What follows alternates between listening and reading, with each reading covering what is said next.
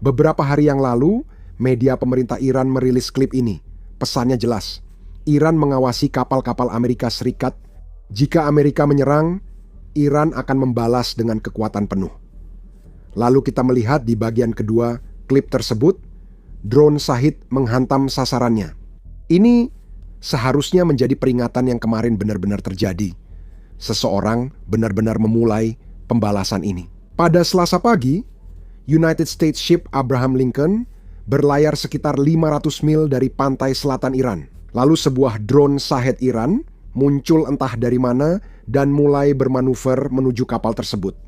Pasukan Amerika Serikat mengambil langkah-langkah deeskalasi, tetapi drone itu terus mendekat. Saat itu, jet tempur F-35 dari Lincoln menembak jatuh drone. Berikut penjelasan detail dari Sekretaris Pers Leavitt. Ini adalah konfirmasi dari CENTCOM bahwa sebuah jet tempur F-35 Amerika Serikat menembak jatuh drone Shahed Iran yang melakukan pendekatan agresif ke arah kapal induk Amerika Serikat Abraham Lincoln. Ini terjadi pada hari yang sama ketika beberapa kapal perang kecil Iran mengancam sebuah kapal tanker berbendera Amerika Serikat di Teluk Persia, mengancam akan menaikinya. Jadi menurut pengetahuan Anda, apa yang sebenarnya terjadi? Dan apa yang akan dilakukan Presiden terkait dengan beberapa tindakan mengancam yang tampaknya dilakukan oleh Iran? Bahkan jika Steve Witkoff bersiap untuk bertemu dengan Menteri Luar Negeri Arakci, baik di Oman maupun Turki pada hari Jumat. Tentu John, terima kasih sudah mengundang saya. Saya memang berbicara dengan orang-orang di Pentagon pagi ini yang mengatakan bahwa United States Central Command bertindak dengan tepat dan memang perlu untuk melindungi personel dan peralatan Amerika Serikat kita di wilayah tersebut. Jadi United States Central Command memang mengambil keputusan untuk menembak jatuh drone Iran itu. Drone itu tidak berawak, bertindak agresif terhadap United States Ship Lincoln kita. Yang kita tahu kapal induk itu berada di wilayah tersebut atas arahan Presiden Trump. Sedangkan untuk Presiden, beliau tetap berkomitmen untuk selalu mengutamakan diplomasi terlebih dahulu, tetapi agar diplomasi berhasil tentu saja dibutuhkan dua pihak. Untuk berdansa tango, Anda membutuhkan pasangan yang bersedia terlibat, dan itulah yang sedang dieksplorasi dan didiskusikan oleh Presiden dan utusan khusus Witkoff saat ini. Utusan khusus Witkoff dijadwalkan akan melakukan pembicaraan dengan pihak Iran akhir pekan ini, dan hingga saat ini jadwal tersebut masih tetap berjalan. Namun sesuai Jamal, Presiden selalu memiliki berbagai opsi yang tersedia dan itu termasuk penggunaan kekuatan militer. Pihak Iran mengetahui hal itu lebih baik daripada siapapun.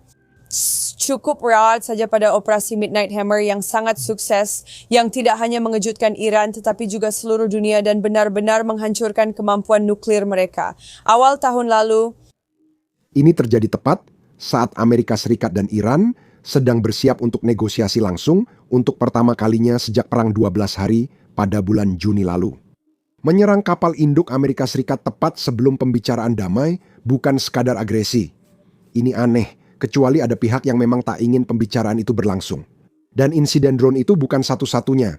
Hanya beberapa jam setelah insiden drone, kapal perang kecil Iran mencoba merebut kapal tanker minyak Amerika di Selat Hormuz. Saya sudah membahas ini kemarin saat beritanya muncul, tapi masih ada yang belum saya sebutkan. Kapal tanker itu kemungkinan besar mengangkut warga Amerika, bahkan mungkin seluruh awaknya orang Amerika. Jika Iran berhasil mengambil alih kapal itu, mereka tidak hanya akan mendapatkan kapalnya, tapi juga sandera. Dan jika kamu tahu sejarah rezim Islam itu, kamu pasti tahu inilah cara mereka beraksi.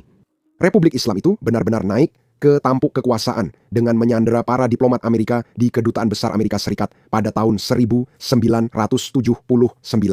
Mereka menahan sandera lebih dari setahun dan mungkin berharap bisa melakukannya lagi.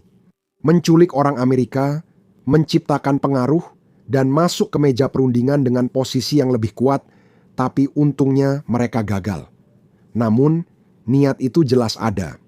Sekarang, ini bukan sekadar provokasi militer. Bahkan di bidang diplomatik, Iran tiba-tiba mundur dari hal-hal yang sudah mereka setujui. Menurut Axios, Iran sekarang menuntut perubahan tempat dan format negosiasi hari Jumat. Pembicaraan seharusnya berlangsung di Istanbul, beberapa negara Arab dan Muslim diundang untuk mengamati, dan Iran sebenarnya awalnya sudah setuju dengan hal ini.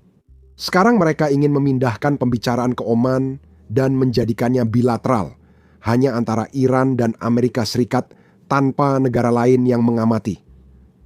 Mereka mundur dari kesepakatan awal, kesepahaman yang butuh berminggu-minggu untuk dicapai. Semua ini bukan sekadar soal logistik, sepertinya ini sabotase. Seseorang di Iran tidak ingin pembicaraan ini berhasil, dan mereka melakukan segala cara. Serangan drone, penyitaan kapal tanker, dan perubahan lokasi untuk menggagalkan negosiasi. Jadi, apa yang sebenarnya terjadi di dalam rezim itu?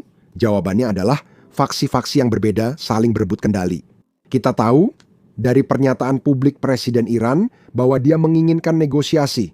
Dia bahkan menginstruksikan pemerintahannya untuk membuka dialog dengan Amerika Serikat, tapi tidak semua orang setuju. Beberapa orang ini bahkan sudah menerbitkan kritik tajam terhadap Presiden langsung ke rakyat Iran. Izinkan saya menunjukkan laporan ini. Tuan Presiden, hari pertama masa jabatan Anda bertepatan dengan pembunuhan tamu resmi Iran, Ismail Haniyeh. Orang Amerika menyuruh Anda diam supaya gencatan senjata di Gaza tercapai. Anda tertipu. Anda juga minta Iran tidak merespons, tapi gencatan senjata tak terjadi. Hasil dari kepolosan Anda adalah meningkatnya tekanan Israel terhadap Gaza dan Lebanon, serta jalan yang berujung pada terbunuhnya Syahid Hasan Nasrallah. Dari sudut ini, Anda bertanggung jawab atas darahnya. Pada Oktober 2024, Israel melancarkan serangan udara ke Iran. Anda menelepon Dewan Keamanan Nasional tertinggi dan meminta mereka tidak merespons. Kemudian, pada Februari 2025 Khamenei menyebut negosiasi itu tidak terhormat dan tidak rasional. Di bawah tekanan dari Anda, Iran tetap memulai negosiasi. Negosiasi itu dirancang untuk menipu Iran dan mempersiapkan landasan bagi serangan Israel. Dari sudut pandang ini, Anda memikul tanggung jawab atas darah ratusan warga sipil Iran, ilmuwan nuklir, dan komandan militer yang tewas pada bulan Juni dan Juli. Ketika diputuskan menghapus kurs mata uang preferensial, bahkan Khamenei tidak setuju penyatuan yang mendadak. Namun, kantor presiden turun tangan dan mengeluarkan perintah. Dari sudut pandang ini, Anda bertanggung jawab atas percikan yang menyebabkan terbunuhnya lebih dari 3.000 orang Iran. Semua orang tahu, saat ini Trump mengulur waktu, memindahkan senjata, mengumpulkan intelijen, dan menunggu momen tepat untuk mengecoh Iran. Serangan ini kemungkinan besar akan membunuh Khamenei, menyerang infrastruktur militer, dan menciptakan potensi perang saudara. Tuan Presiden, jika setetes darah rakyat Iran tertumpah dalam perang berdarah, Anda yang bertanggung jawab. Jika pemimpin rezim Islam terbunuh, Anda juga yang bertanggung jawab sekarang. Menurut saya, ini bukan hanya kritik, tapi seperti perang faksi di depan umum. Karena bukan hanya warga negara Iran yang membuat pernyataan seperti ini, para pejabat rezim juga secara terbuka bertentangan dengan apa yang dikatakan oleh Presiden Iran. Ketua Parlemen Iran baru saja menyatakan bahwa dalam sebulan, doa pemakaman untuk Trump dan sekutunya akan dibacakan. Itu bukan sikap diplomatik. Itu adalah seruan untuk pembunuhan Presiden Amerika Serikat, sementara Presiden Iran sedang berusaha bernegosiasi dengannya. Seorang pejabat senior keamanan Iran mengatakan kepada media pemerintah bahwa Iran tak akan menyerahkan senjata nuklirnya. Silakan dengarkan. Seorang penasihat senior pemimpin revolusi Islam Ayatullah mengatakan, Ali Khomeini menegaskan kembali bahwa Iran tidak akan mentransfer uranium yang telah diperkaya ke negara lain manapun karena tidak ada kebutuhan untuk melakukan hal itu. Laksamana Ali Shamkhani berbicara dalam wawancara eksklusif dengan jaringan berita Al-Mayadin. Dia menekankan bahwa program nuklir Iran bersifat damai dan dikelola secara lokal. Shamkhani menegaskan bahwa uranium yang diperkaya 60% terutama dimaksudkan untuk melawan konspirasi musuh terhadap Iran, dan yang kedua, untuk mempersiapkan negosiasi serta dialog. Dia mengatakan pengayaan 60% dapat dikurangi menjadi 20% jika pihak lain menawarkan sesuatu sebagai imbalan. Shamkhani menekankan bahwa Iran tidak pernah berusaha memproduksi senjata nuklir dengan mengutip dekret keagamaan Ayatullah Khomeini yang melarang pengembangan senjata semacam itu. Sebelumnya, Wakil Dewan Keamanan Nasional Tertinggi Iran telah menyatakan bahwa Teheran tidak berniat memindahkan persediaan nuklir yang telah diperkaya ke negara ketiga. Ali Boghari menekankan bahwa negosiasi nuklir dengan Amerika Serikat tidak membahas topik-topik seperti itu. Khamenei menegaskan Iran tak akan pernah menyerahkan kemampuan nuklir dan misilnya. Sekarang, Bagian ini sebenarnya tidak dipublikasikan di situs resmi, tetapi menurut orang-orang yang menghadiri pidato Khamenei. Nah, dia mengatakan hal ini selama pidato tersebut. Jadi, apa yang sebenarnya kita tuntut? Mari kita lihat tuntutannya. Presiden Trump memiliki 4 tuntutan.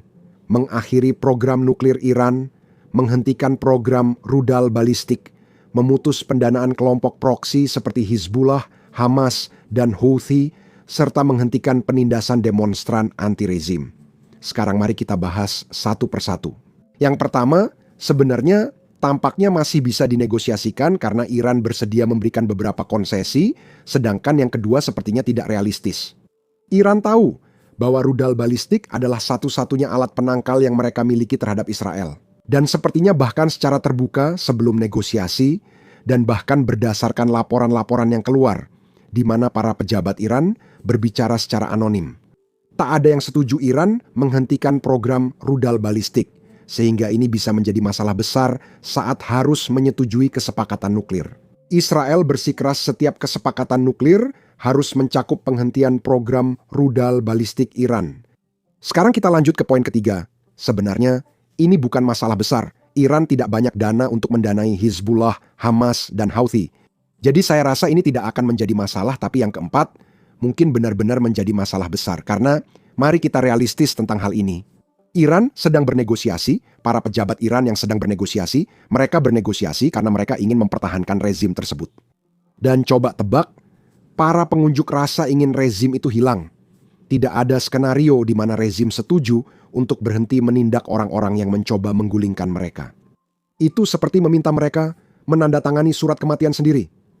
Kemungkinan besar mereka hanya akan menyetujui sesuatu dengan Amerika Serikat secara tertulis. Dan kemudian mereka akan memindahkan penindasan itu ke balik pintu, tertutup dari menembaki pengunjuk rasa di jalanan.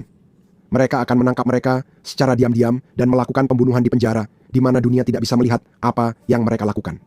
Kita sudah melihat ini saat penindasan Januari, mereka mematikan internet dan membunuh orang dalam gelap. Sekarang mereka hanya melakukannya di balik tembok penjara. Itulah kenyataannya. Jika kita setuju membuat kesepakatan dengan rezim, mari lanjutkan. Di tengah semua kekacauan ini, ada satu lagi tanda bahwa orang dalam tahu kalau rezim benar-benar sedang dalam masalah. Kita punya satu lagi diplomat Iran yang melarikan diri dari rezim dan sekarang mencari suaka di Swiss. Namanya Golem Reza Drikwan. Dia adalah sosok yang sedang naik daun di Kementerian Luar Negeri Iran. Dia bekerja di kedutaan Iran di Republik Ceko dari tahun 2011 hingga 2024. Dan oleh banyak rekannya, dia dianggap sebagai diplomat karier yang bisa saja naik menjadi seorang duta besar. Namun setelah kasus bulan lalu, di mana seorang diplomat Iran lainnya meninggalkan Perserikatan Bangsa-Bangsa untuk mencari suaka di Swiss, sekarang dia melakukan hal yang sama. Saya menduga mereka melakukan ini karena takut akibat kerusuhan politik di Iran dan tidak lagi merasa aman, sehingga ingin pindah ke negara yang dianggap aman. Negara dan barat yang sama, meski dibenci rezim Iran, padahal mereka bagian dari rezim dan terang-terangan mengecam barat. Tapi ketika saatnya mencari keamanan untuk keluarga dan diri mereka sendiri, mereka justru pergi ke barat. Hal yang sama kita lihat di Rusia, hal yang sama kita lihat di Tiongkok, dan hal yang sama juga kita lihat di Iran.